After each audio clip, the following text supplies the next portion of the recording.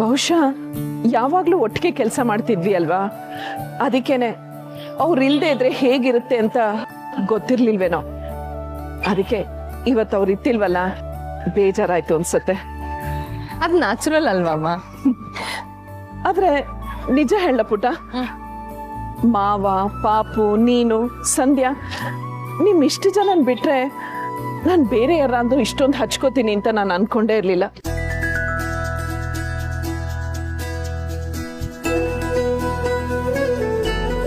ಅದು ಹಾಗೆ ಅಮ್ಮ, ಹಚ್ಕೊಳ್ಳೋದಕ್ಕೆ ರಕ್ತ ಸಂಬಂಧನೇ ಆಗಿರ್ಬೇಕು ಅಂತ ಏನಿಲ್ಲ. ಈಗ ನೋಡಿ, ಮದ್ವೆಗ್ ಮುಂಚೆ ನೀವು ಸಮರ್ಥ್ ನಮ್ಮ ಅಂತ ನನಗೆ ಗೊತ್ತೇ ಇರ್ಲಿಲ್ಲ. ನಾನ್ ನಿಮ್ಮನ್ ಎಷ್ಟು ಹಚ್ಕೊಂಡ್ಬಿಟ್ಟೆ. ನೀವು ಅಷ್ಟೇ, ನಾನ್ ನಿಮ್ ಮಗನ್ ಗರ್ಲ್ ಫ್ರೆಂಡ್ ಅಂತ ನಿಮ್ಗೂ ಗೊತ್ತಿರ್ಲಿಲ್ಲ, ಆದ್ರೂ ನೀವು ನನ್ನನ್ ಎಷ್ಟು ಹಚ್ಕೊಂಡ್ರು. ಅದು ನಿಜಾನೇ. ಮಾಧವ್ ಸರ್ ವಿಷಯದಲ್ಲೂ ಹಾಗೇನೆ, ಅವ್ರು ನಿಮ್ಮನ್ನ ತುಂಬಾ ಹಚ್ಕೊಂಡಿದ್ದಾರೆ. ನೀವು ಅಷ್ಟೇ ಅವ್ರನ್ನ ಹಚ್ಕೊಂಡಿದ್ದೀರಿ. ಅದಕ್ಕೆ ಅವ್ರಿಲ್ಲ ಅಂದಾಗ ನೀವು ಅವ್ರನ್ನ ತುಂಬಾ ಮಿಸ್ ಮಾಡ್ಕೊಳ್ತೀರಾ ಅಷ್ಟೇ. ಅದ್ರಲ್ಲಿ ಏನ್ ತಪ್ಪಿದೆ?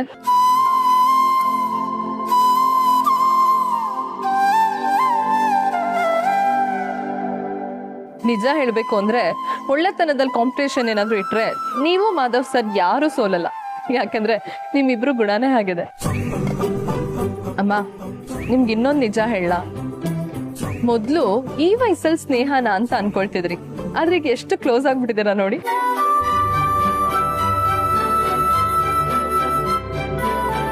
ಅಮ್ಮ, ನಂಗೊಂದು ಡೌಟು. ಈಗ ನಿಮ್ಮಿಬ್ರಲ್ಲಿ ಮುಂದೆ ಯಾರ್ದಾದ್ರೂ ಒಬ್ರು ಮನ್ಸಲ್ಲಿ ಪ್ರೀತಿ ಹುಟ್ಬಿಟ್ರೆ ಆಗೇನ್ ಮಾಡ್ತೀರಾ?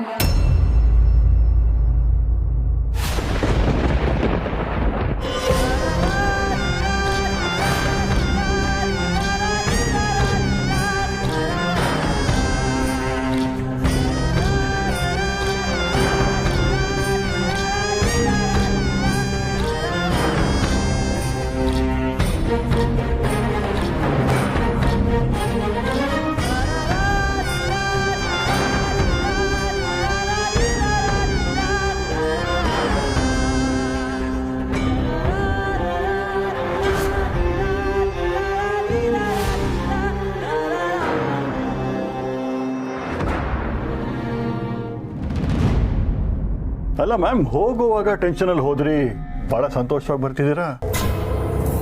ಎಲ್ಲ ನಾನು ಅನ್ಕೊಂಡ್ ಹಾಗೆ ಆಗ್ತಿದೆ. ಭಾವ ಮುದುಕನ ಹತ್ರ ಮಾತಾಡೋದನ್ನ ಕೇಳಿ ನನಗಂತೂ ತುಂಬಾ ಸಮಾಧಾನ ಆಯ್ತು.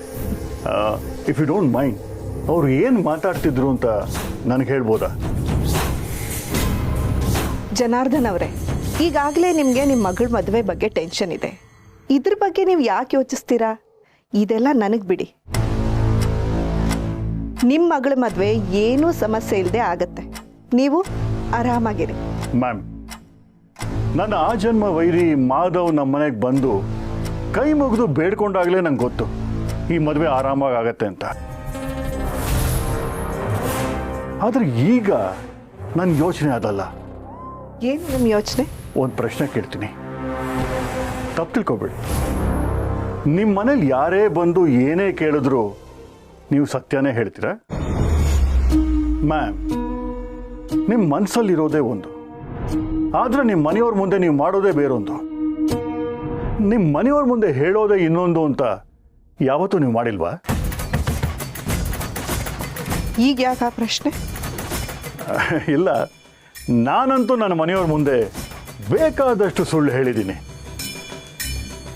ನೀವು ಹೇಳಿರ್ಬೋದೇನೋ ಅಂತ. ನಮ್ಮ ಮನೆಯವ್ರ ಮುಂದೆನೇ ನಾವು ಸತ್ಯ ಹೇಳ್ದಿರೋವಾಗ ಆ ಮಾಧವ ಬೇರೆಯವ್ರ ಮುಂದೆ ಹೇಗೆ ಸತ್ಯ ಹೇಳ್ತಾನೆ ಅಂತ ನೀವು ನಂಬ್ತೀರಾ?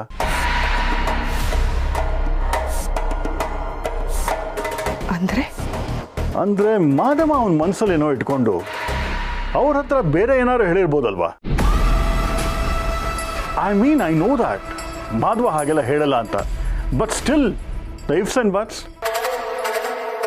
ಚಾನ್ಸಸ್ ಇದೆ ಮ್ಯಾಮ್.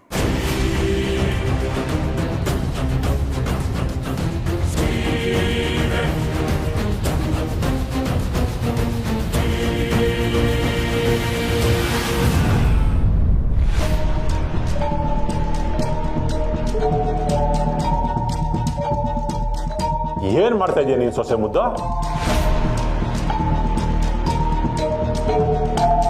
ನಾನು ಏನ್ ಬೇಕಾದ್ರೂ ಮಾಡ್ತೀನಿ, ಅದನ್ನ ಕೇಳಕ್ ನೀವ್ಯಾರು? ಸಂಧ್ಯಾ, ನಾಲ್ಗೆ ಮಿತಿ ಮೀರ್ತಾ ಇದೆ. ನೋಡಿ ಮಾವ, ನನ್ ದುಡ್ಡು ನನ್ನ ಇಷ್ಟ. ನೀವು ಮೊದಲು ನನ್ನ ಹತ್ರ ಇಸ್ಕೊಂಡಿರೋ ದುಡ್ಡನ್ನ ವಾಪಸ್ ಕೊಡಿ. ನೀವ್ ಹೀಗೆ ಆಡೋದಕ್ಕೇನೆ ಅತ್ತೆ ಮತ್ತೆ ಪ್ರಿಯಾಂಕಾ ಸಂಬಂಧಿಕರ ಮನೆ ಅಂತ ಅಷ್ಟ ದಿನ ಹೋಗ್ತಿರೋದು. ನಿಮ್ ಕಾಟ ತಡಿಯಕ್ಕಾಗ್ತೆ. ಈಗ ನಮ್ ಜೊತೆನೂ ಹೀಗೆ ಆಡ್ತಿದ್ರೆ ನಾನು ಪ್ರಸಾದ್ ಇಲ್ಲಿರಲ್ಲ ಅಷ್ಟೇ. ದುಡ್ಡಿನ ವಿಚಾರದಲ್ಲಿ ನಿನಗಿಂತ ಹೆಚ್ಚು ಅನುಭವ ನನಗಿದೆ, ಅದಕ್ಕೆ ಹೇಳ್ತಾ ಇದ್ದೀನಿ. ಅವತ್ತು ನಾನು ನಿನ್ನ ಹತ್ರ ದುಡ್ಡಿಸ್ಕೊಂಡಿದ್ದು ಇದೇ ಕಾರಣಕ್ಕೆ. ದುಡ್ಡನ್ನ ನಿಭಾಯಿಸಕ್ ಗೊತ್ತಿಲ್ಲದೆ ಇರೋರ ಹತ್ರ ತುಂಬಾ ದುಡ್ಡು ಇರಬಾರ್ದು. ಅದಕ್ಕೆ ಅದು ಭದ್ರವಾಗಿರ್ಲಿ ಅಂತ ಬ್ಯಾಂಕಲ್ಲಿ ಸೇಫ್ ಆಗಿ ಇಟ್ಟಿದ್ದೀನಿ. ಇಲ್ದೆ ಹೋಗಿದ್ದಿದ್ರೆ ಇಷ್ಟೊತ್ತಿಗೆ ಆ ದುಡ್ಡು ಶ್ರೀಮದ್ ರಮಣ ಗೋವಿಂದ ಗೋವಿಂದ ಆಗ್ಬಿಟ್ಟಿರೋದು ಅಷ್ಟೇ. ಮಾವ, ಏನ್ ನಿಮ್ ಮಾತಿನ ಅರ್ಥ? 6.5 ಲಕ್ಷ ಖಂಡಿತವಾಗ್ಲೂ ಅದು ನಮ್ಮ ಮಟ್ಟಿಗೆ ಕಡಿಮೆ ದುಡ್ಡು ಅಲ್ಲ. ಕಲರ್ ಕಾಗೆ ಹಾರಿಸ್ತಾಳೆ ಅಂತ ನೀನೇನಾದ್ರೂ ಆ ಹಣ ನೀವಳ ಕೈಯಲ್ಲಿ ಕೊಟ್ಟ್ಯೋ, ಆಮೇಲೆ ಪಶ್ಚಾತ್ತಾಪ ಪಡ್ತೀಯ ಅಷ್ಟೆ. ಅಕಸ್ಮಾತ್ ನೀನ್ ಕೊಡೋ ಇಷ್ಟೂ ದುಡ್ಡನ್ನ ಇವಳು ಎತ್ಕೊಂಡು ಎಲ್ಲಾದ್ರೂ ಓಡೋಗ್ಬಿಟ್ಲು ಅಂದ್ರೆ ಏನು ಮಾಡ್ತೀಯ? ನೀನು ನಿನ್ನ ತವರು ಮನೆಯಿಂದ ಕಷ್ಟಪಟ್ಟು ತಂದಿದ್ದಕ್ಕೆ ಏನು ಫಲ ಸಿಕ್ಕಾಗಾಯ್ತು?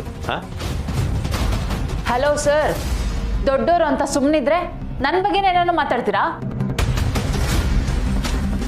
ಸಂಧ್ಯಾ ನಿಮ್ ಕಾಟ ತಡೆಯಕ್ಕಾಗದೆ ಅವಳ ತವ್ರ ಮನೆಗೆ ಬಂದಾಗ ಅವಳಿಗೆ ಮಾರಲ್ ಸಪೋರ್ಟ್ ಕೊಟ್ಟಿದ್ದೆ ನಾನು. ನಿಮ್ ದುಡ್ಡನ್ನ ಮಾಯ ಮಾಡೋ ಇಂಟೆನ್ಷನ್ ನನಗಿದ್ದಿದ್ರೆ ಇಷ್ಟು ಬೇಗ 3 ಲಕ್ಷನ 3.5 ಲಕ್ಷ ಮಾಡ್ಕೊಂಡು ಯಾಕೆ ಬರ್ತಿದ್ದೆ? ಸಂಧ್ಯಾ, ಒಂದ್ ನಿಮಿಷ ಬಾಮ್ಮ. ಕಂಡಿದ್ದೀನಿ ಬಾಮ್ಮ.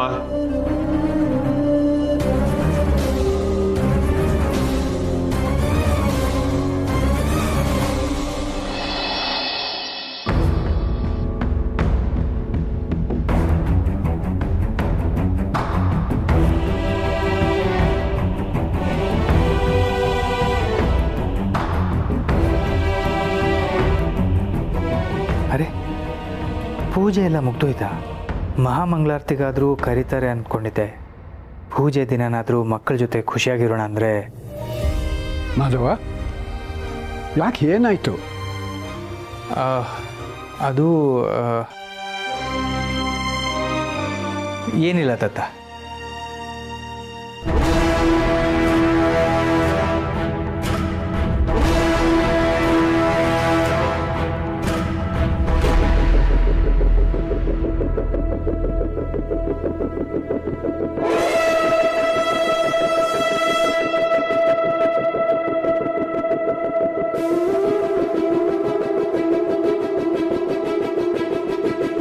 ನಾನು ಸರ್ವೆ ಮಾಡಕ್ಕೆ ಬಂದಿದ್ದೀನಿ ಗೌರ್ಮೆಂಟ್ ಕಡೆಯಿಂದ. ಎಲೆಕ್ಷನ್ ಬಂತಲ್ವಾ, ಸೊ ಮನೇಲಿ ಯಾರ್ಯಾರಿದ್ದಾರೆ, ಎಲ್ಲರೂ ವೋಟರ್ ಐಡಿ ಇದೆಯಾ ಅಂತ ಮಾಹಿತಿ ಬೇಕಿತ್ತು.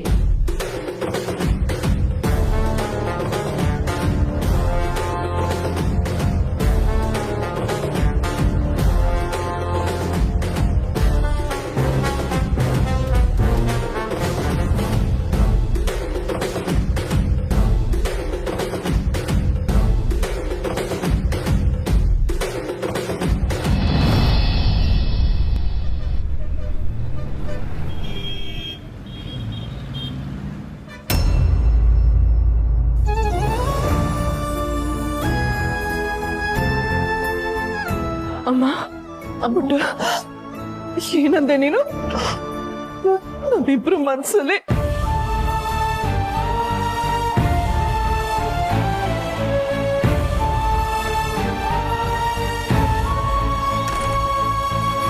ಸಾರಿ ಅಮ್ಮ, ನಾನು ನಿಜವಾಗ್ಲೂ ತಮಾಷೆ ಕೇಳ್ದೆ. ನಾವು ಫ್ರೆಂಡ್ಸ್ ಎಲ್ಲ ಮಾತಾಡ್ಕೊಳ್ತೀವಲ್ಲ, ಆ ರೀತಿ ಕೇಳ್ಬಿಟ್ಟೆ. ನಿಜವಾಗ್ಲೂ ನಿಮ್ಮನ್ನು ಹರ್ಟ್ ಮಾಡ್ಬೇಕು ಅನ್ನೋ ಇಂಟೆನ್ಷನ್ ಇರ್ಲಿಲ್ಲ. ಸಾರಿ ಅಮ್ಮ. ಪುಟ ಪುಟ, ನೀನ್ ಹೀಗ್ ಕೇಳ್ತಾ ಇದೀಯ? ರಿಯಲಿ ಸಾರಿ ಅಮ್ಮ. ಅಲ್ಲ, ಪ್ರಪಂಚ ಎಲ್ಲ ಮಾತಾಡ್ಕೊಳ್ಳೋ ತರ ನೀನು ನಮ್ ಸ್ನೇಹನ ಖಂಡಿತ ಇಲ್ಲ ಅಮ್ಮ. ನೀವ್ ಹೇಗೆ ಅನ್ನೋದು ನನಗೆ ಗೊತ್ತು. ಏನು ತಮಾಷೆ ಕೇಳ್ಬಿಟ್ಟೆ. ಐ ಆಮ್ ರಿಯಲಿ ಸಾರಿ ಅಮ್ಮ. ದಯವಿಟ್ಟು ತಮಾಷೆಗೂ ಹೀಗೆಲ್ಲ ಕೇಳ್ಬೇಡ ಪುಟ್ಟ. ನಂದು ಮಾಧವ್ ಅವ್ರದ್ದು ಒಳ್ಳೆ ಸ್ನೇಹ. ನನ್ ಮನ್ಸಲ್ಲಾಗ್ಲಿ ಅವ್ರ ಮನ್ಸಿನಲ್ಲಾಗ್ಲಿ ಬೇರೆ ಯಾವುದೇ ತರ ಭಾವನೆಗಳು ಇಲ್ಲ. ಇಬ್ರು ಸ್ನೇಹಿತರಾಗಿದ್ದವರು ಈಗ ಆತ್ಮೀಯ ಸ್ನೇಹಿತರಾಗಿದ್ದೀವಿ ನಿಜ. ಆದ್ರೆ ಅದನ್ನೆಲ್ಲ ಪ್ರೀತಿ ಅಂತ ಹೇಗೆ ಹೇಳ್ತೀಯ ಪುಟ್ಟ? ನೀನು ಅಂತಲ್ಲ, ಬೇರೆ ಯಾರು ಹೀಗೆ ಕರೆದ್ರು ತಪ್ಪೆ. ಯಾಕೆಂದ್ರೆ ನಮ್ಮಿಬ್ರ ಮಧ್ಯೆ ಇರೋದು ಶುದ್ಧ ಸ್ನೇಹ ಅಷ್ಟೇ. ದಯವಿಟ್ಟು ಕ್ಷಮಿಸಿ ಅಮ್ಮ. ಯಾವುದೋ ಯೋಚನೆನಲ್ಲಿ ಏನೇನೋ ಮಾತಾಡ್ಬಿಟ್ಟೆ. ನಿಮ್ ಮನ್ಸಿಗೆ ನೋವು ಕೊಟ್ಬಿಟ್ಟೆ. ಸಾರಿ ಅಮ್ಮ, ಸಾರಿ ಪ್ಲೀಸ್.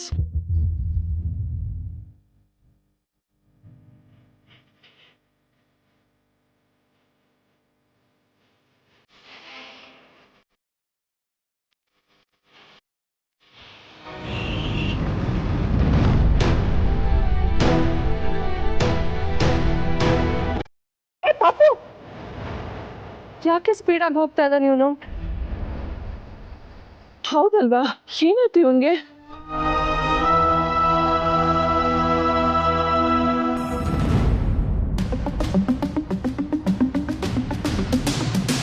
ಏನು ಯೋಚಿಸ್ತಾ ಇದ್ದೀರಾ ದತ್ತ?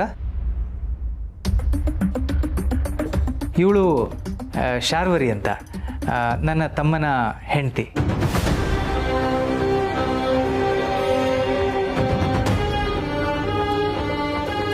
ನಮ್ಮ ಮನೆಯನ್ನೆಲ್ಲ ಅಚ್ಚುಕಟ್ಟಾಗಿ ನಡ್ಸ್ಕೊಂಡು ಹೋಗ್ತಿರೋದು ಇವಳೆ.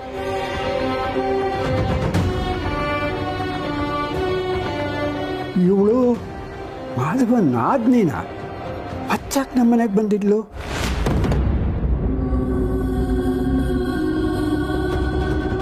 ಭಾವ, ನಿಮ್ಮ ಮಾತುಕತೆ ಚೆನ್ನಾಗಾಯ್ತಾ? ಇವ್ರನ್ನ ಎಲ್ಲೋ ನೋಡಿದ್ದೀನಿ ಅನ್ನಿಸ್ತಿದೆ, ಆದರೆ ಎಲ್ಲಿ ನೋಡಿದ್ದೀನಿ ಜ್ಞಾಪಕ ಬರ್ತಿಲ್ಲ. ಇವರು ತುಳಸಿ ಮಾವ ಅನ್ನೋದು ನನಗೆ ಗೊತ್ತಿರಲಿಲ್ಲ. ಇವರನ್ನ ನೀನು ಮೊದಲೇ ಭೇಟಿಯಾಗಿದೆಯಾ? ಎಲ್ಲಿ, ಯಾವಾಗ ಶಾರ್ವರಿ? ಅದು ನೆನಪಿಗೆ ಬರ್ತಿಲ್ಲ. ಅಮ್ಮರೇ, ಆ ವಿಗ್ರಹ, ದೀಪ, ಆಮೇಲೆ ಕಲಶ ಬಿಟ್ಟು ಮತ್ತೆಲ್ಲ ಸಾಗಿಸಿದ್ದೀನಿ. ಸರಿ ಪಾಪಮ್ಮ. ಭಾವ ಕ್ಷಮಿಸಿ, ನಿಮ್ಮನ್ನು ಬಿಟ್ಟು ಮಹಾಮಂಗಳಾರತಿ ಮಾಡಿದ್ವಿ. ಅವಿ ಹೇಳ್ದ ನೀವು ಬ್ಯುಸಿ ಇರ್ತೀರಾ, ಮಂಗಳಾರತಿ ಮಾಡಿ ಮುಗಿಸೋಣ ಅಂತ, ಅದಕ್ಕೆ ಮಾಡಿದ್ವಿ. ಬೇಜಾರು ಮಾಡ್ಕೋಬೇಡಿ. ಮಾಧವ, ನಾನು ನಿನ್ನ ಹತ್ರ ಮುಖ್ಯವಾದ ವಿಷಯ ಮಾತಾಡಬೇಕಾಗಿದ್ದರಿಂದ ಇಲ್ಲಿಗೆ ಬಂದೆ. ನನ್ನಿಂದ ನೀನು ಪೂಜೆ ತಪ್ಪಿಸ್ಕೊಳ್ಳೋ ಹಾಗಾಯಿತು. ಅಯ್ಯೋ, ಹಾಗೇನಿಲ್ಲ ದತ್ತ. ಇನ್ನೇನು ಸಾಲು ಸಾಲು ಕಾರ್ಯಕ್ರಮ ನಡೀತಾ ಇರುತ್ತಲ್ಲ, ಪರವಾಗಿಲ್ಲ. ಸರಿ, ಹಾಗಿದ್ರೆ ನಾನು ಬರ್ತೀನಿ. ನಿಮಗೆ ಊಟ ಮಾಡ್ಕೊಂಡು ಹೋಗಿ ಅಂದರೂ ನೀವು ಕೇಳ್ತಿಲ್ಲ. ನಿಮ್ಮನ್ನು ಡ್ರೈವರ್ ಹತ್ರ ಡ್ರಾಪ್ ಮಾಡೋಕ್ಕೆ ಹೇಳ್ತೀನಿ, ಬನ್ನಿ.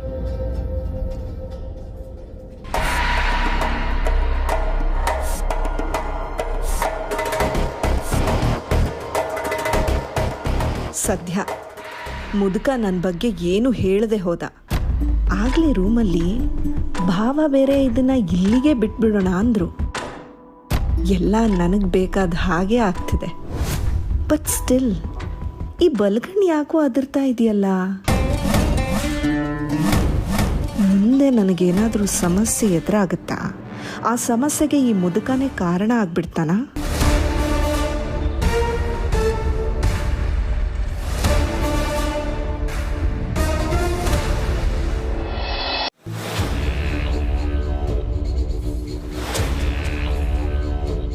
ಬಾಬಾಯ್ಲಿ ನೋಡಮ್ಮ ಸಂಧ್ಯಾ, ಇಂಥ ಸ್ಕೀಮ್ಗಳನ್ನ ಪಿರಮಿಡ್ ಸ್ಕೀಮ್ ಅಂತಾರೆ. ಇಂಥ ಕಂಪನಿಗಳು ದುಡ್ಡಿರೋ ಮಿಕ್ಕಗಳನ್ನೆಲ್ಲ ಹುಡುಕ್ತಾರೆ, ಅವ್ರ ಕೈಲಿ ಇನ್ವೆಸ್ಟ್ ಮಾಡಿಸ್ಕೋತಾರೆ. ಸ್ವಲ್ಪ ದಿವಸ ಬಿಟ್ಟು ನೀವು ಇನ್ವೆಸ್ಟ್ ಮಾಡಿರೋ ದುಡ್ಡಿಗೆ ಲಾಭ ಬಂದಿದೆ ಅಂತ ಸೇರಿಸಿ ಕೊಡ್ತಾರೆ. ಆ ಲಾಭ ಮಾಡಿರೋರು ಅವ್ರ ಫ್ರೆಂಡ್ಸ್ಗಳನ್ನೆಲ್ಲ ಈ ಸ್ಕೀಮ್ಗೆ ಇಂಟ್ರೊಡ್ಯೂಸ್ ಮಾಡ್ತಾರೆ. ಈ ಕಂಪ್ನಿಯವರು ಅವ್ರನ್ನೆಲ್ಲ ಮೆಂಬರ್ ಮಾಡ್ಕೋತಾರೆ. ಆ ಮೆಂಬರ್ ಮಾಡ್ಕೊಂಡ್ರು ಎಲ್ಲಾರ ಹತ್ರನೂ ಕಂಪ್ನಿಯವರು ದುಡ್ಡು ಇನ್ವೆಸ್ಟ್ ಮಾಡಿಸ್ಕೊತಾರೆ. ಟೈಮ್ ನೋಡ್ಕೊಂಡು ಇನ್ವೆಸ್ಟ್ ಮಾಡಿರೋರು ಎಲ್ರಿಗೂ ಸಾಮೂಹಿಕವಾಗಿ ಕೈಗೆ ಚೊಂಬು ಕೊಟ್ಟು ಓಡಾಬಿಡ್ತಾರೆ. ಇಷ್ಟು ಸುಲಭವಾಗಿ ಲಾಭ ಮಾಡ್ಬೋದು ಅಂತ ಗೊತ್ತಿದ್ದಿದ್ರೆ ಇಷ್ಟು ವರ್ಷ ಈ ಜುಗ್ಗ ಜಗನ್ನಾಥ ಬಾಯಿ ಮುಚ್ಕೊಂಡು ಸುಮ್ಮನೆ ಇರೋಣ. ಇದು ಟೋಪಿ ಸ್ಕೀಮು ಅಂತ ಗೊತ್ತಿದ್ದೆ ನಾನು ಇದರಿಂದ ದೂರ ಇರೋದು. ಸಂಧ್ಯಾ, ಯಾಕೋ ನಿಮ್ಮ ಮಾವನವ್ರಿಗೆ ಇದಿಷ್ಟೇ ಇಲ್ಲ ಅಂತ ಕಾಣತ್ತೆ. ನಾನಿನ್ನು ಬರ್ತೀನಿ. ಒಂದ್ ನಿಮಿಷ ನಂದಿನಿ, ನಾನು ನಿಮ್ಮನ್ನ ನಂಬೋಕ್ಕಿಂತ ಜಾಸ್ತಿ ನಂದಿನಿ ನಂಬ್ತೀನಿ. ಇವಳು ನನ್ನ ದುಡ್ಡನ್ನು ಮುಳುಗ್ಸಲ್ಲ ಅಂತ ನಂಗೆ ಗೊತ್ತು. ನೀನು ಹೋಗು ನಂದಿನಿ. ನೆಕ್ಸ್ಟ್ ನಾನು ಏನು ಮಾಡಬೇಕು, ಏನೇನು ಕೆಲಸ ಇರುತ್ತೆ ಅಂತ ಫೋನಲ್ಲೇ ಮಾತಾಡೋಣ. ಸದ್ಯ ಬೇಡಮ್ಮ, ನನ್ನ ಮಾತು ಮಾವ,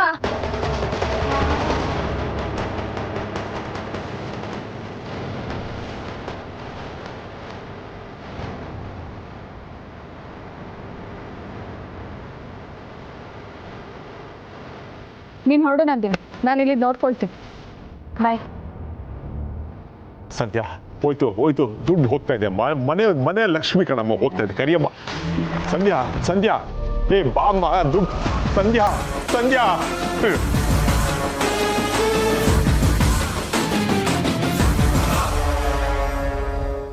ಹೋಯ್ತು.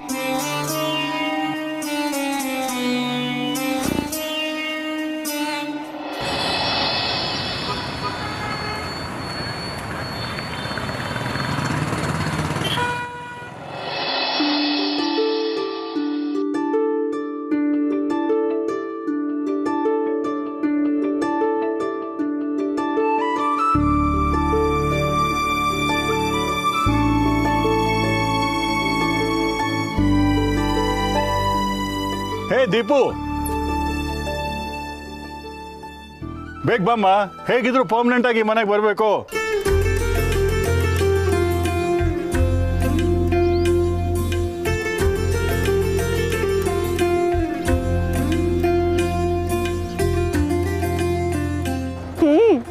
ನಮ್ಮ ಮಗಳಿಗೆ ಈ ಮನೆ ಬಿಟ್ಟು ಹೊರಡೋದಕ್ಕೆ ಮನಸ್ಸೇ ಇಲ್ಲ ಅನ್ಸುತ್ತೆ.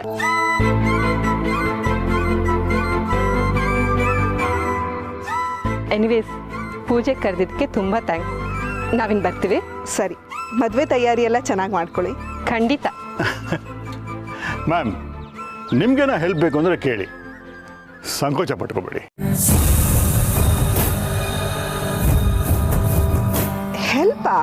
ಐ ಮೀನ್ ಮದುವೆ ಅರೇಂಜ್ಮೆಂಟ್ಸು ಅದು ಇದು, ದಟ್ಸ್ ಆಲ್. ಸರಿ, ಬರ್ತೀವಿ. Deepu,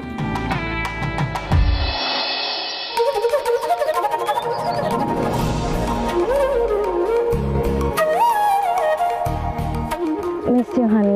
miss you too honey.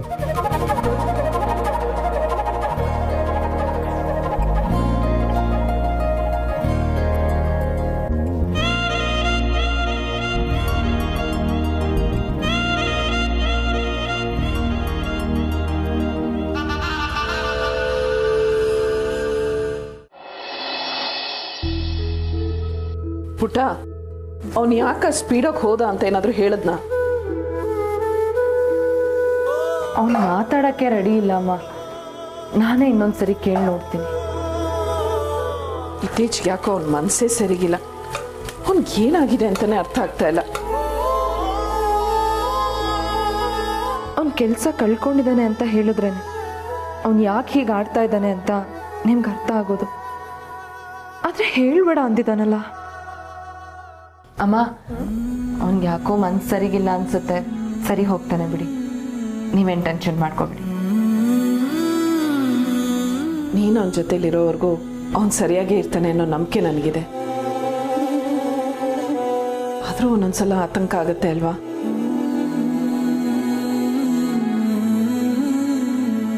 ಪುಟ್ಟ, ಮಾವನವ್ರು ಯಾಕೋ ಇಷ್ಟೊತ್ತಾದರೂ ಮನೆಗೆ ಬಂದಿಲ್ಲ, ಫೋನು ತೆಗಿತಾ ಇಲ್ಲ. ಬೆಳಗ್ಗೆನೆ ಹೋದ್ರು ಅಂತ ನೀ ಹೇಳ್ದೆ ಅಲ್ವಾ? ಎಲ್ಲಿಗೆ ಏನಾದ್ರು ಅಂತ ಹೇಳಿದ್ರ? ಹಾಗೇನೂ ಹೇಳಿಲ್ಲ ಅಮ್ಮ. ಇರಿ, ನಾನೊಂದ್ಸರಿ ಫೋನ್ ಮಾಡ್ತೀನಿ.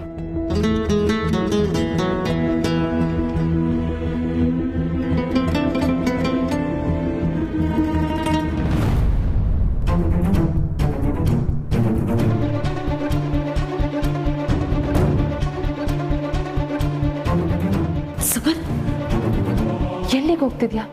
ಯಾಕೆ ಇಷ್ಟೊಂದು ಕೋಪ ಮಾಡ್ಕೊಂಡಿದ್ಯಾ? ಸಿರಿ, ನನ್ನ ತಡಿಬೇಡ, ನಾನು ಅಮ್ಮನ ಹತ್ರ ಮಾತಾಡಬೇಕು.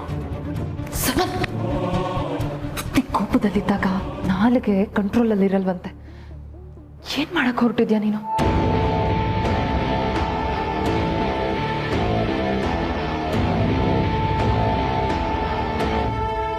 ಏನಾಯ್ತು ಅಂತ ಫಸ್ಟ್ ನನ್ನ ಹತ್ರ ಹೇಳು ಸಮರ್, ಆಮೇಲೆ ಅಮ್ಮನ ಹತ್ರ ಮಾತಾಡುವಂತೆ.